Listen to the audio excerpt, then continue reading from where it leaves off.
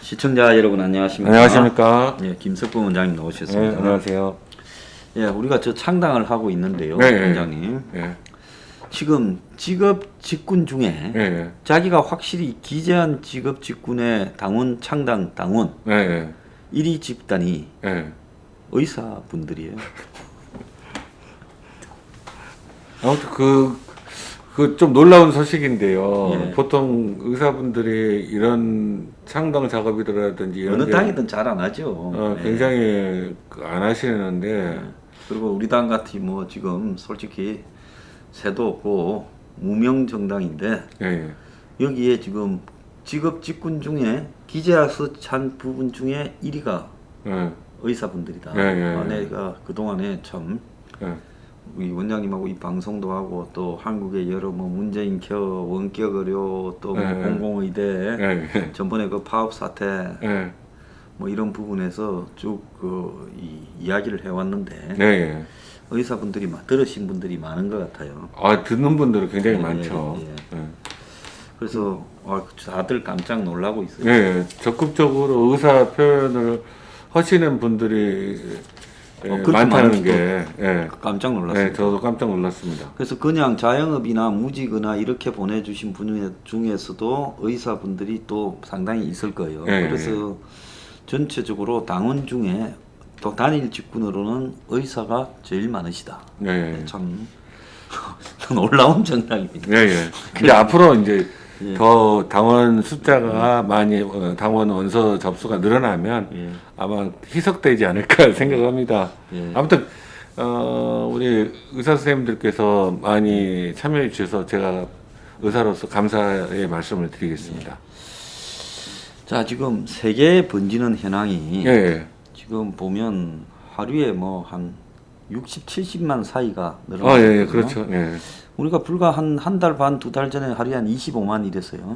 그랬습니다. 이제 그게 100만 그렇게 되는 게 금방일 것 같아요. 금방으로 지금 가고 있고 이제 사망자가 하루에 뭐 2, 3천 하다가 지금 하루에 1,200명씩 이래 죽고 있어요. 12,000명씩 죽고 있어요. 그래서 사망자가 폭증하고 미국은 하루에 17, 18, 20만 이렇게 지금 그렇게 확진자가 나오고 있고 미국에서 사망자가 이제 1분마다 한 명씩 죽는답니다. 지금 그러니까 속도로 보면 미국은 이제 그 제가 안 가봐서 모르겠지만 아마 그 의료 시스템이 거의 붕괴된 상태가 아닐까. 그렇게 많이 죽는 거 보면 병원에 입원할 병실이 없어서 아마 치료도 못 받고 죽는 사람들도 많이 있을 걸로 느껴지네요. 그래서 그 뭐 한국 사이라는 레리 혹은 메릴랜드 주지사는 전쟁에서 바이러스가 이기고 있다. 이랬고 한 2주 뒤는 하루에 미국에서 3,000명씩 죽을 것 같다라는 지금 이야기도 나오고 충분히 그럴 수 있죠. 더 추워지니까 이제 점점. 그래서 미국이 지금 손을 못 쓰는 상황이 되어가는 것 같고 유럽의 뭐 독일 같은 경우도 참 독일이 잘 버텼잖아요. 1차 웨이브 그렇죠. 근데 이번에 2차 이렇게 바람이 오니까 독일도 지금 흔들흔들하고 그렇죠.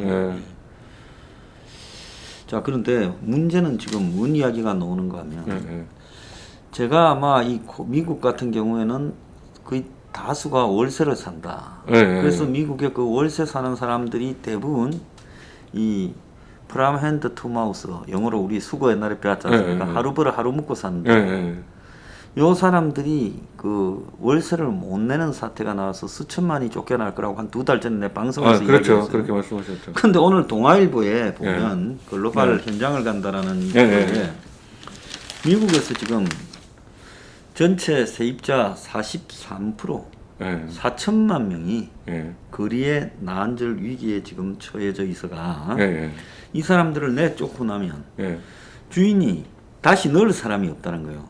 왜냐하면 월세가 없어서 못 내서 나갔는데 그 사람들이 나간 자리를 월세 내겠다고 들어올 사람이 없다는 거예요. 그렇죠. 그러면 주인도 은행에 돈을 빌려 가지고 집을 샀는데 이제 은행에 대출을 못 갚는 사태가 나오고 그래서 이게 지금 코로나발 서브프라임 모기지 사태가 올 것 같아. 충분히 그럴 수 있죠. 미국에 지금 난리가 났다는 겁니다.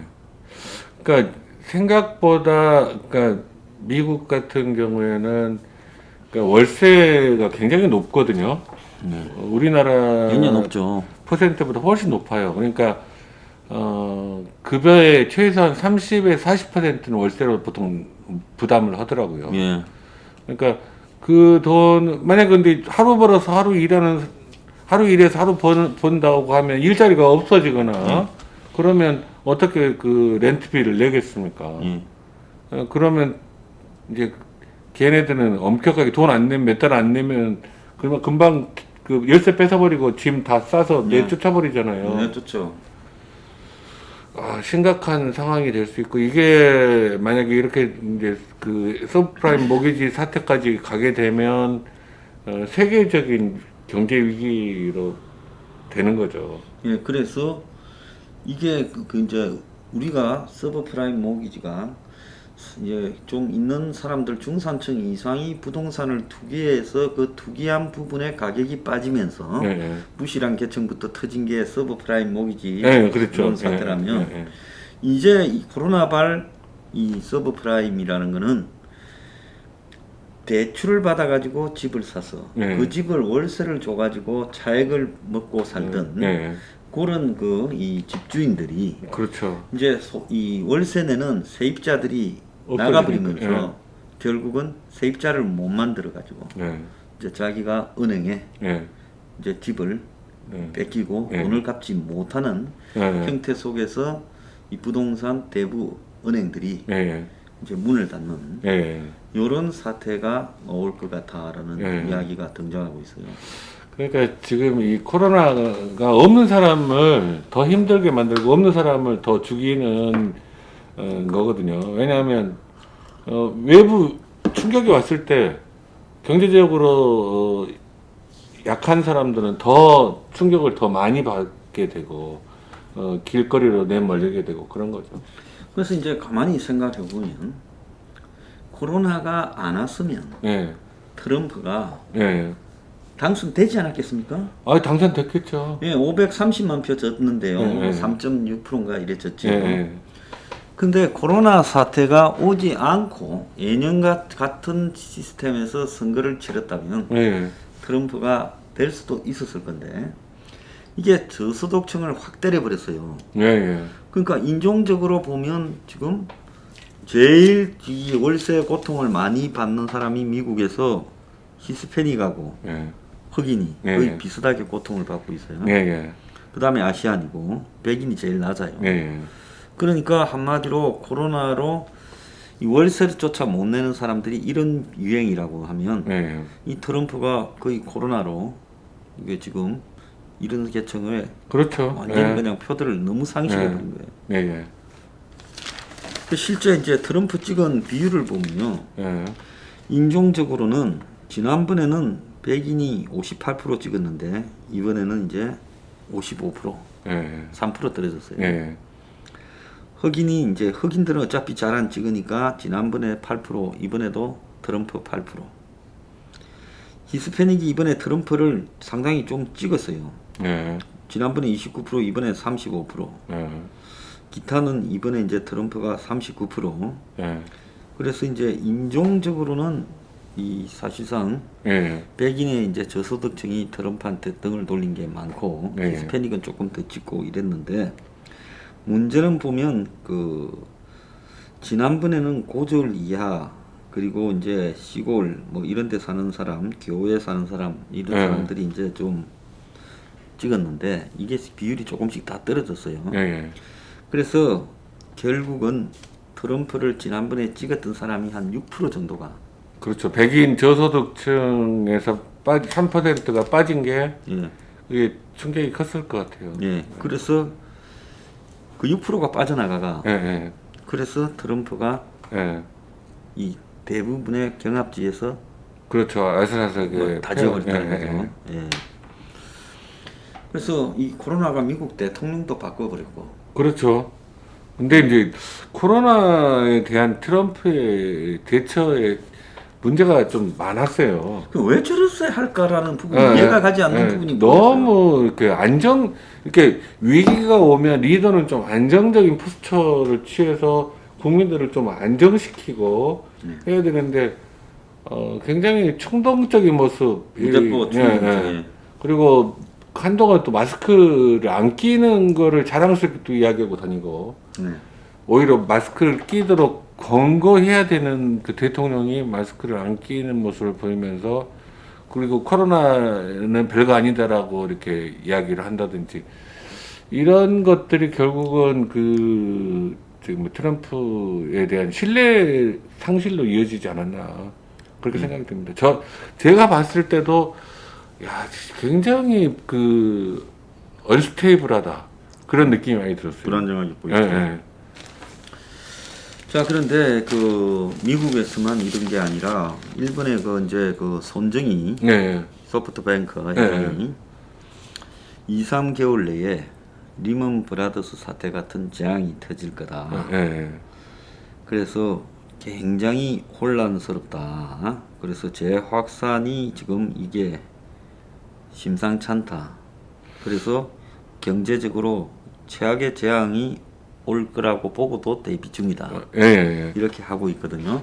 충분히 추론을 할 수가 있는 게 2-3개월 뒤에 엄청난 재앙이 올 수 있다라고 예상할 수 있는 게, 이게 이제 날씨가 본격적으로 추워지고 영하 날씨가 계속 유지되면 감염되는 환자 숫자는 굉장히 늘어날 거고, 거기에 비해서 경제는 거기에 따라서 점점 더 위축되고 또 락다운 되는 세계적인 나라들이 많아질 거고, 그러면 락다운이 뭡니까? 경제 활동하지 말라는 건데, 그렇게 돼버리면 손정은 씨가 이야기한 재앙이 초래될 수 있죠. 거기다가 아까 조금 전에 말씀하셨던 미국의 4천만 명이 세입자가 되면 그것도 금융에 굉장히 큰 부담을 줄 거거든요.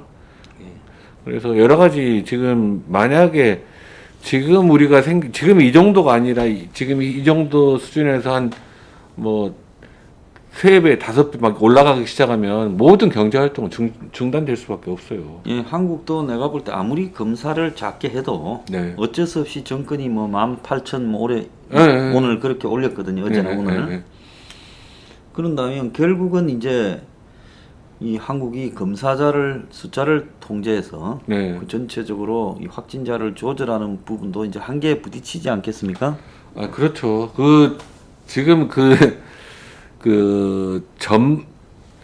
전번에 방역 책임자를 했던 전병률 씨라고 보건복지부 에서 있었던 분이 신문에 기사를 쓴 걸 보니까, 인터뷰를 한 걸 보니까, 그분이 딱 100명당 1명꼴로 지금 현재 환자가 있다고 보면 된다라고 얘기했어요. 그러니까 검사를 안 해도 지금 현재 1000명이 있으면 10명이 환자가 그 안에 있을 거고, 지금 현재 검사 결과 나오는 걸로 보아서 추정을 했을 때, 그러니까 100명이 모이는 장소에 최소한 1명은 환자가 있다. 그렇게 이야기를 하셨는데, 그 말씀이 저도 굉장히 맞다고 생각하거든요. 그러니까 이제 100명 중에 1명이 있는데, 지금 이제 어떻게 보셔요? 그 사람이 예전에는 환기가 잘 되는 곳에 1명이 있었다고 하면, 지금 이제 점점 밀폐된 장소로 가잖아요. 추워지니까 환기도 안 시키고, 난방 강하게 하고, 습도도 낮고, 이렇게 가게 되면, 전염 속도가 지금 1점 몇에서 더 늘어날 거예요. 그렇게 되겠죠. 그렇게 되면 기하급수적으로 환자가 늘어나는 수밖에 없거든요. 그러면 100명 중에 1명이라면 국민이 5천만이라면 최소한 50만 명의 그렇게 예상하고 환자가 있는데, 지금 우리가 이제 밝혀낸 거는 정부는 3만 명이 좀 안 되거든요. 그러니까 50만 명 중에 3만 명만 노출됐고 47만 명은 온 사방을 환자인지도 모르고 다니는 그렇죠. 이런 형국이 벌어지고 있고, 근데 그 47만 명이 이제 이 경기도 되지 않는 공간에서 마시고 먹고 대화하고 접촉하면 이 코로나가 기하급수적으로 말이 47만 명이지 47만 명을 집합시켜 놨다가 전국으로 퍼져라면 어마어마하지 않겠습니까? 그렇죠. 그래서 지금이라도 아무튼 검사를 확대해야 된다. 그리고 최대한 병상 확보, 병상 인력 확보 지금 빨리 준비하고 있기를 바라겠습니다. 네. 자, 정치 이야기 조금 해보겠습니다. 네. 자, 뭐 이제 공수처 추천위원회를 여당이 내려버리고 네. 야당하고 합의가 아니라 네. 그냥 법을 거쳐서 공수처장 추천에 관한 공수처장 관련 법을 고쳐서 이제 자기들이 법률 개정으로 네. 이제 임명을 해버리겠다. 이렇게 지금 이야기하고 있잖아요. 네, 이게 진짜 옥상옥을 또 만드는 공수처라는 거는 실제로는 필요가 없는 거거든요. 우리나라 같은 상황에서는. 근데 공수처를 또 공수처가 이제 대통령 직속처럼 돼서 대통령이 지금도 무소불위의 그 권력을 휘두르고 있는데 공수처법이 통과되면 더더욱 자기 비리는 다 감추고 남의 비리만 수사하는 그런 공수처가 될 거거든요. 그러면 지금 그걸 견제하기 위해서 야당에 비토권을 준 법률 공수처법의 법률상에서 야당이 비토권을 준 것마저도 다시 야당 없이도 얼마든지 공수처장을 임명할 수 있게 한다라는 거는 이건 완전히 그 전제국가로 그 확실하게 돌변하는 거죠. 확실하게 가는 거죠. 그거는 참 저는 그 공수처 출범 자체도 저는 반대를 하는 입장이고 실제로 그 검경 수사권 부분에 있어서도 경찰의 그 수사권이 많이 가는 게 꼭 국민들에게 도움이 되느냐? 저는 꼭 그렇게 생각하지 않습니다. 자, 그런데 지금 공수처를 여건이 뭐 굳이 안 만들어도 경찰하고 검찰이 무너져 버렸습니다. 근데 저렇게 이제 검찰, 경찰이 정권의 이 일종의 수족처럼 되고 어제 보면 평검사가 윤석열 감찰하겠다고 찾아갔는데 추미애 공문 들고 물론 뭐 그냥 평검사가 아니라 정권에 딸랑거리는 부부 검사 중에 한 명이고 추미애하고 밥 먹는 여자 검사다 뭐 이렇게 알려진 사람 같지만 그러면 검찰 조직에서 검찰은 솔직히 말하면 사람들이 두려워하고 또 좀 어려워하고 대우해주는 이유가 우리가 뭐 드라마나 이런 데서 보듯이 돈이 없지만은 가오는 있는 사람이다. 이래서 검사를 대우해주지 않습니까? 아, 그렇죠. 그리고 검사들이 실제로 조그만 약자들의 범죄는 그렇게까지 가혹하게 안 하잖아요. 그럼 오히려 이제 실제로 힘 있는 사람들을 할 때 검찰에서 더 강하게 하잖아요.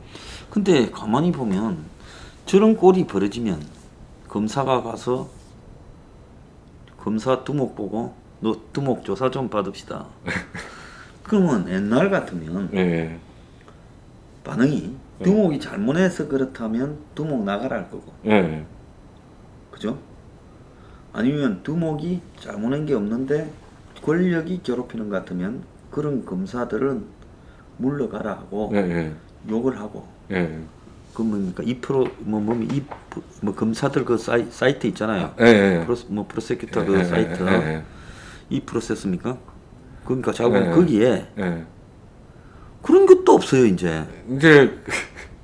지금 그러니까 완전히 지금은 이제 검사들도 더 이상 반발을 못 하고 있는 상황이 된 것 같아요. 근데 제 생각에는 지금 이번에 윤석열 감찰을 하겠다라는 거는 추미애 장관이 하겠다는 거는 이거는 실제로 말이 안 되는 이야기거든요. 더더구나 평검사를 시켜가지고 그렇게 모욕 주기, 망신 주기 하겠다는 거는 그렇게 해서 내쫓겠다는 거거든요. 자, 그러면 윤석열은 입을 닫고 있을 게 아니라 지금 검찰 정신이 썩어 문드러지는 부분의 그게 정권의 제가 1차적이지만 윤석열도 2차적 책임이 있다는 거예요. 어디서 감히 검사가 나한테 이렇게 와 너네들 다 이거 뭐 내 장모나 처의 문제를 가지고 이러는데 다 만드는 거 아니야.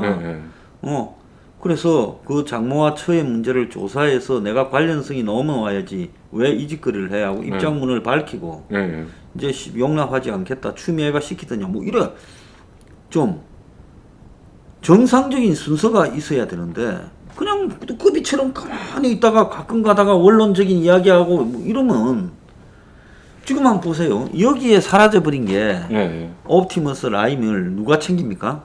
아무도 안 못 했어요? 그러니까요. 아무도 못. 그다음에 못 울산 저 선거 공작이 어디로 갔는지 누가 유재수가 어떻게 됐는지 조국 재판이 정경심이 재판이 어디로 가는지 그러니까 수많은 이 정권의 비리가 어떻게 정리되었는가를 아무도 챙기지 못하면서 언론은 허구날 보도하는 게 윤하고 추하고 싸움 아니면 검사 둘이 술 받아 먹었는가 뭐 김경현 그렇죠. 이런 비본질을 가지고 세우고 있어요. 그러니까 검찰에 관한 모든 기사의 제목을요.